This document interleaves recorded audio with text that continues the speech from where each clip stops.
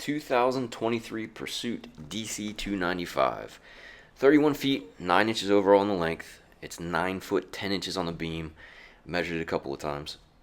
230 gallons of fuel between 215 gallon tanks. And then one of my favorite features on the boat is the articulating anchor. Comes out and then down, so you get a straight drop.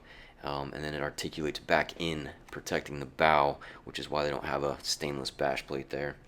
On the running surface, just like all the Pursuits, they are offshore boats, so they give you aggressive reverse on the chine there to keep the spray down, very steep entry on the front, and some aggressive lifting strakes that help get the boat out of the water and provide you with a nice, soft, dry ride. On the hull side, you can see it's a Neptune Gray, and the other feature that strikes me on this one is the actual freeboard on the boat. It's very deep from the waterline to the top. Kind of looks like they're bigger models. It actually feels very similar to the 32 when you're out on the water. Some other features of the boat is the stainless steel rubber rail that's standard.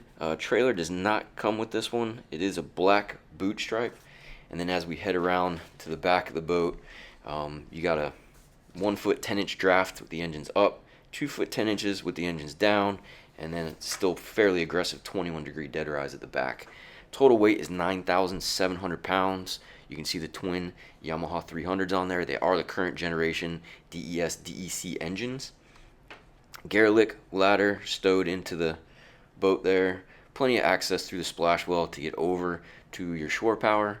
And then also if you're going to install the aft med shade, you have the ability to do so there. We'll take a better look at that here. It is 30 amp service.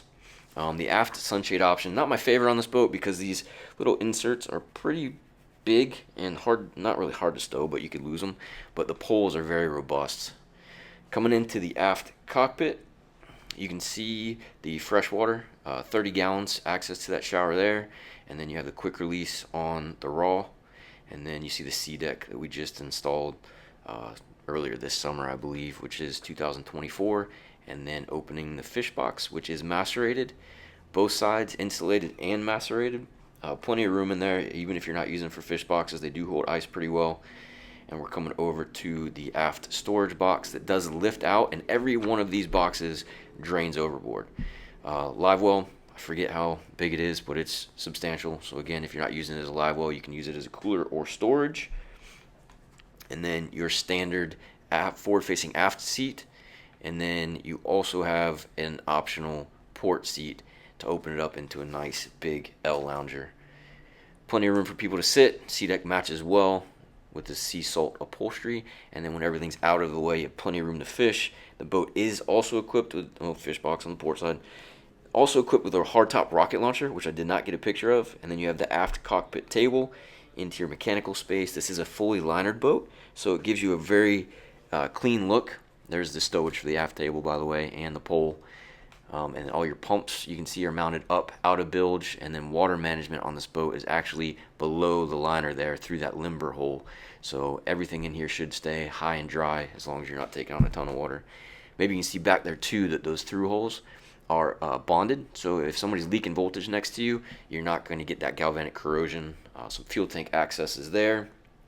You also have a Garmin radar. I believe it's a 24X HD 48 mile. And then coming into the bridge deck area, you can see we upgraded to the Stamoid and the Macrolon. And then nice big windshield to hardtop connection.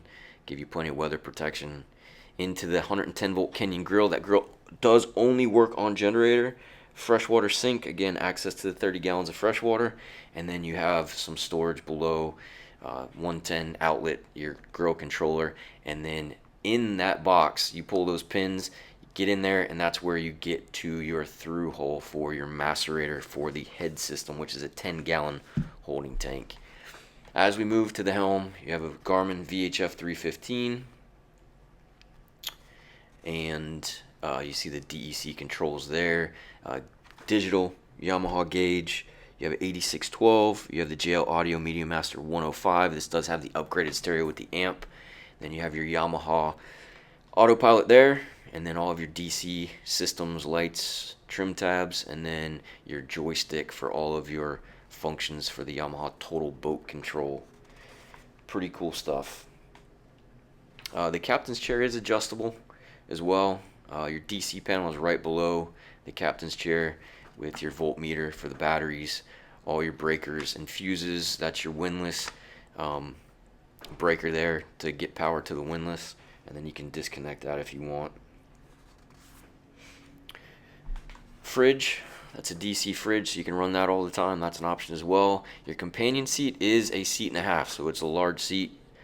And then the storage in front of that, ample storage, access to your AC systems, your breakers for the AC systems, an outlet there. You can plug one of those portable air conditioners in if you wanted to.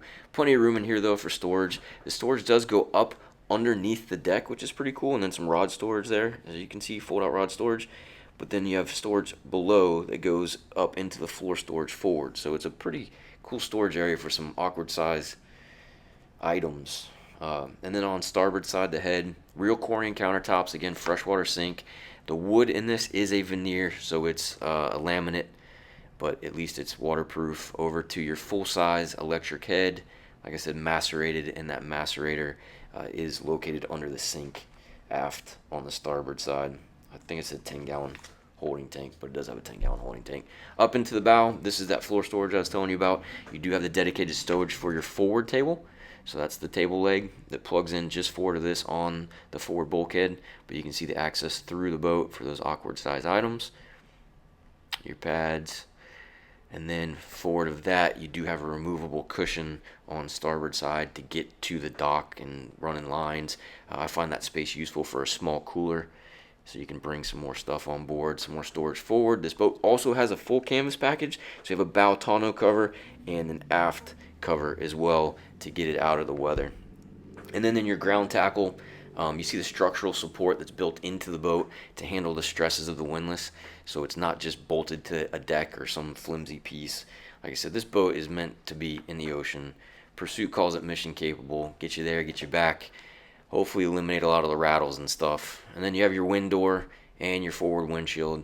Again, that windshield going all the way to the hardtop gives you great weather protection.